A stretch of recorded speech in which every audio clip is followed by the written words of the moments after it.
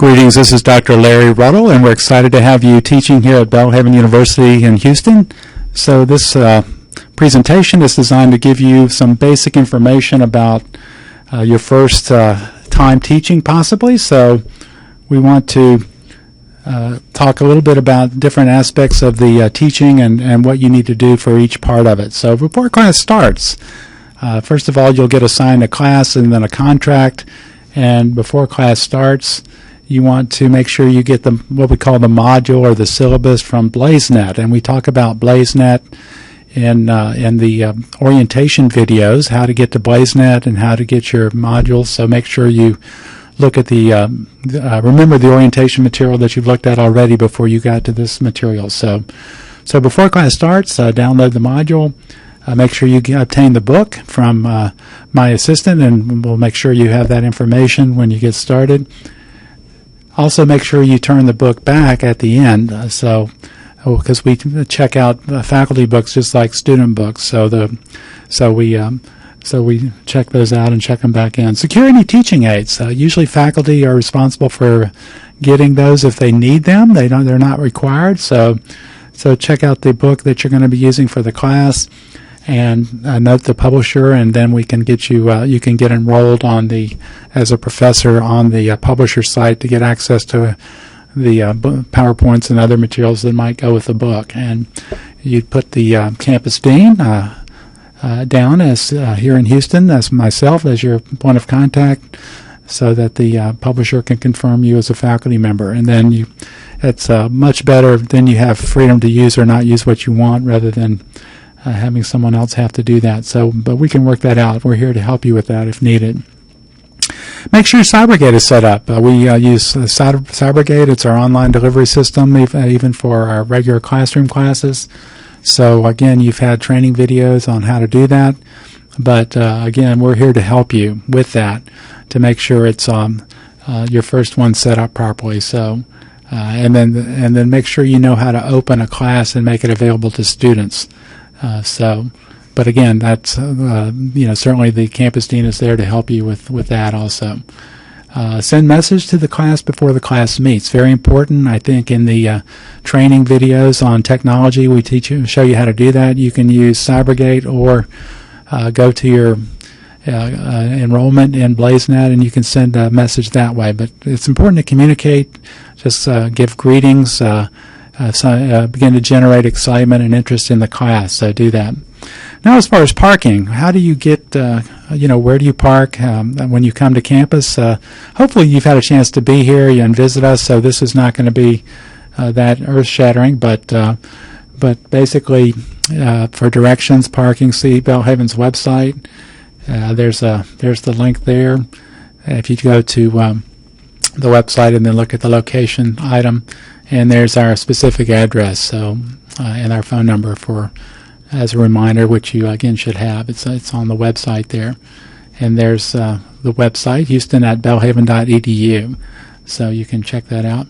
So you want to come in the east entrance. I know east, west, north, south. Who knows? Off of Park Row. So.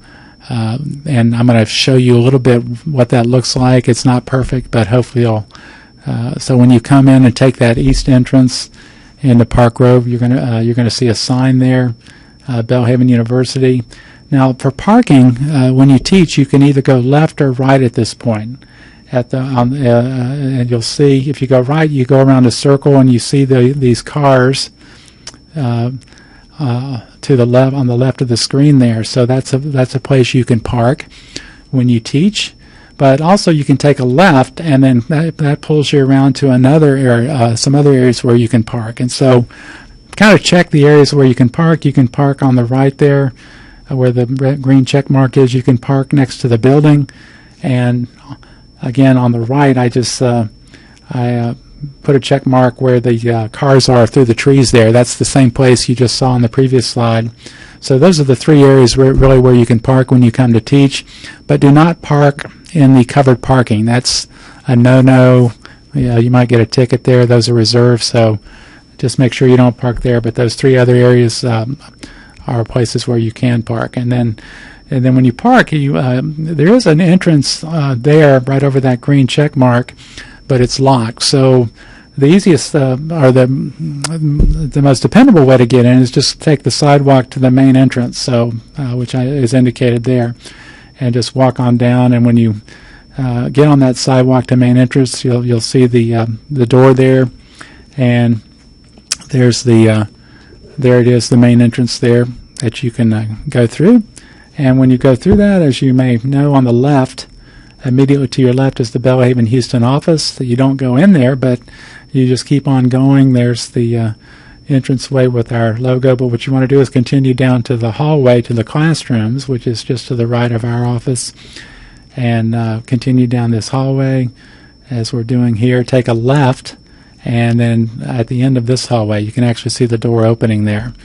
Also, as you go down the hallway to the classrooms, there's the ladies' room and the men's room on the way, and then continue down the hallway, and there's our classrooms there. So you just take a left into there, and then down the kind of the zigzag hallway there, and there's one side of the classrooms, and then you cross over to your right, and there's the other classrooms. Now, to find out where you're teaching, you look on the next to the doors, and you'll see a schedule for that classroom. So, for instance, I'm teaching on Monday nights, and there's my name, so I know I'm in the Hope classroom. When classes start, we actually put a notice out in that foyer as you come in, so you'll see it there as well. And so that gets you into the classroom. So before class, you want to, find your classroom, as we just discussed, set up any video, or get your screen set up, open the module, because I like to refer to the module if students have questions, so I like to have that open. And then also open Cybergate if you have any things you want to show to the class in there as well.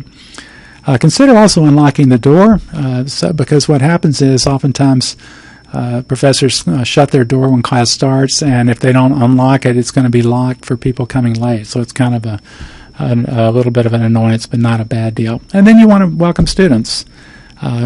The tension is we have working adults, so they come sometimes a little late, but we do want to try to start class on time as much as possible to honor those who are there. But what I do is usually make it a time for discussion, ask them how things are going on their assignments, maybe cover some additional material or a case, something that's not as critical to the week's material, so that you're giving some value to those students who are on time, but yet still not penalizing those who might be running late. So there you go. There's Professor Smith showing you how to unlock the door. It's on the side, so you just flip the switch there, and then check the outside handle to make sure it's unlocked.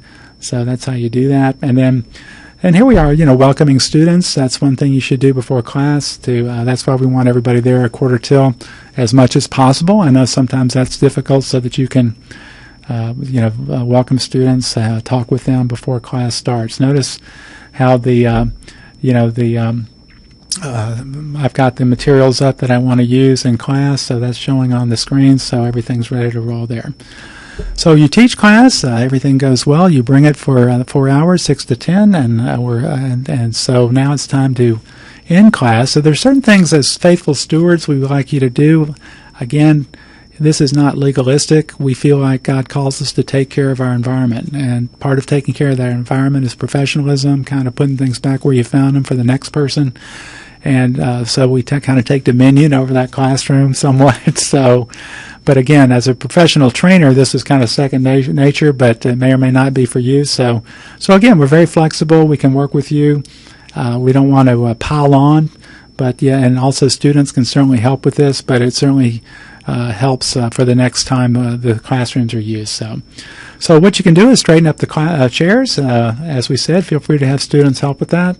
Pick up any visible trash. Again, there's a cleaning crew to vacuum, so you don't have to go overboard there. But again, obviously encourage students to pick up trash and deposit it in the receptacles. Turn off TVs, and we'll show you kind of where to do that, but not the computer. Leave the computer on because there's updates going on at night. Clear the board, which means erase things and then wipe them if you need to. We'll show you about that. Again, no need to turn off the lights if they have a sensor. Some of the classrooms don't have a sensor, so we'll show you the difference there. And then lock the door, which is basically doing the same thing you just in reverse of what we showed you just a second ago. And also make sure you enter attendance and any issues. As we said in BlazeNet, there's a way for you to enter early warnings regarding any students. So when you enter attendance, you should also enter that for particular students if needed there. So anyway, here we are getting chairs straightened up after class is over, making sure we're just pushing them in. Like I said, students can help with that as well. Here's Professor Marion turning off the screen. If you have two classrooms in your two video monitors in your classroom, it's best to turn the far one off first. That seems to get both of them off and seems to work better. So that's what he's doing. And there's the button there. It's on the side of the monitor. And again, if you need help getting up there, you're certainly welcome to have one of the students help you out. And then there's Professor Marion, erasing the board, and then cleaning that off with the eraser that's present. And then there's the wipes that we use. They're usually under the computer in the stand there, where you grab those. And then after you grab it, take a paper towel, because the wipes kind of leave a wet residue on the board. So it's good to follow up with a paper towel to kind of dry it off, and that make sure it's clean. So if you erase the board and it's relatively fine, you may not need to use the wipes, but we sure. If you're using the board in a heavy-duty way, that certainly helps out a lot to do that. So, and then, like I said, if the room, the couple of the rooms have a normal light switch, so if it looks like that, please do go ahead and turn it off. But if it's a sensor like this classroom with the button on it, you don't have to touch anything; it will automatically turn off. So, no need to worry about that. And then, as we said, feel free to lock the door as well. So after the last class, your class meets for 5 or 6 weeks. You want to calculate the final grades and submit. And again, for calculating the final grades, you can use Cybergate, the grade book there. That's one of the advantages of laying it out. Then after you've entered all the individual grades, you should be able to look at the far right of your grade book in Cybergate and see the final grades, and then you want to submit those final grades. You have to do that through BlazeNet. And again, we talk about that in the orientation material on technology that you should have looked at already. You also want to submit any assessments required for your class. Now, we don't have assessments for every class, but let me show you where to look to make sure, and so you can check in to see if you have any assessments due for your class. If you go to Cybergate and go to our Belhaven Houston campus faculty Cybergate site, when you do that, you'll see a list at the bottom of the screen there, and here's the name of it. It's called Belhaven Houston Campus Faculty. That's our Cybergate site that you should be enrolled in.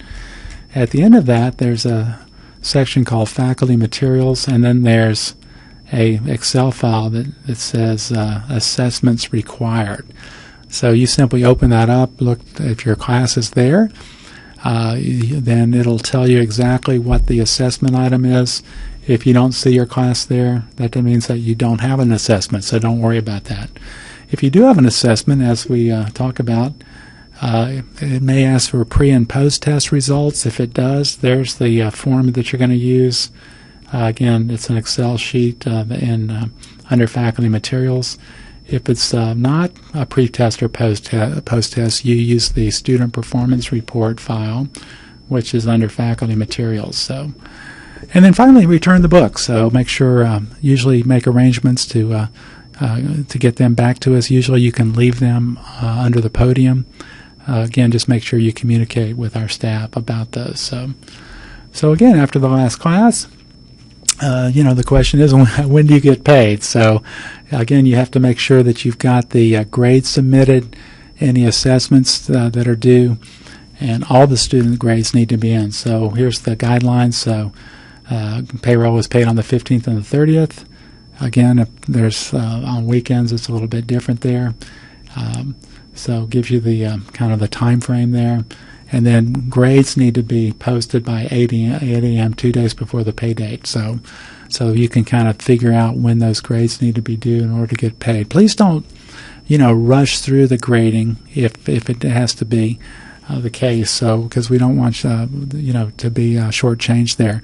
If you do have a student who just hasn't gotten stuff in after a reasonable time frame, maybe when the class ends, you might give them a day or two to get something in before you have to submit grades so you can get paid. Just give them the grade that they're due, and we can go back and change the grade if they get something in a little late there. So I don't want you to get held up in getting paid. So that's kind of how our philosophy there is. So anyway, that's it. Thanks again for your interest in Belhaven.